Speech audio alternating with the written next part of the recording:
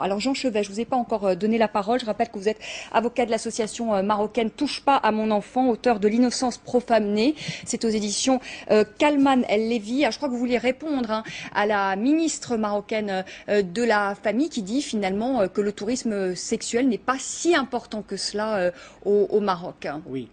Bonsoir Madame la ministre.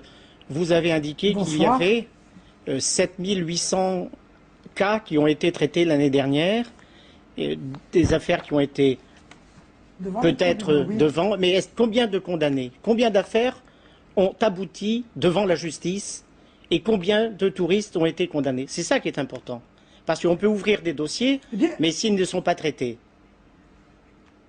Écoutez, tous ceux qui ont été convaincus d'avoir commis des crimes sexuels ont été condamnés. Et il y a 2305 cas exactement qui ont été traités et condamnés pour des cas de violence sexuelle à l'égard des enfants. Ce que je dis, c'est qu'au Maroc, nous avons la promotion du tourisme responsable qui prend compte des droits de l'enfant, des droits de l'homme d'une façon générale et de l'environnement. Et le tourisme sexuel n'est pas toléré. Il n'y a pas de complaisance, je le dis clairement. Les pédophiles ne sont pas bienvenus au Maroc. Les pédophiles ne sont pas bienvenus au Maroc. Je peux comparer avec des pays dans lesquels la pédophilie est peut-être tolérée, ce n'est pas le cas chez nous. Madame la ministre, je voulais simplement vous faire remarquer que mon confrère Erajdi, que nous avons entendu dans le reportage, dit clairement qu'il y a de la prostitution enfantine au Maroc et notamment à Marrakech. Et Madame Anouar, la présidente de l'association, le dit aussi.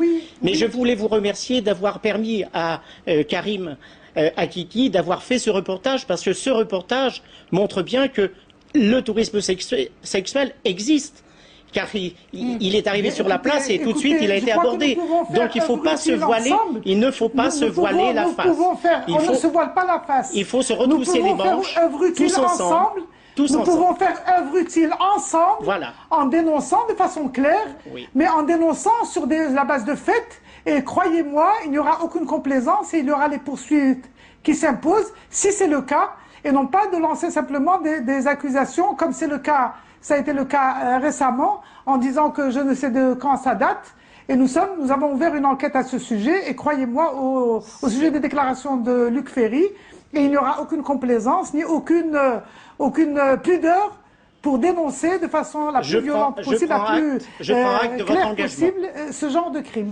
Justement, Madame la Ministre... C'est un engagement de l'État marocain. Oui, alors justement, Madame la Ministre, vous parlez de l'affaire Ferry, on le rappelle pour nos téléspectateurs, ancien ministre Luc Ferry, et qui déclare sur une chaîne de télévision qu'un ancien ministre français se serait adonné à des parties fines avec de jeunes garçons. Il aurait été arrêté par les autorités marocaines il y a quelques années et puis relâché. Le nom de ce ministre n'a pas été dévoilé. Le Maroc, vous le disiez, a ordonné l'ouverture d'une enquête après les propos de Luc Ferry. Alors, où en est aujourd'hui cette enquête ?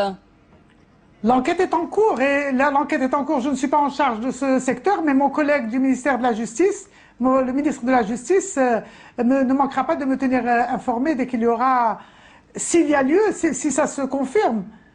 Si ça se confirme, parce que j'ai entendu parler avant 2002, d'après les déclarations que j'ai entendues en France, il n'y a aucune clarté à l'égard de cette accusation qui peut être juste, effectivement, mais qui peut être aussi fantaisiste.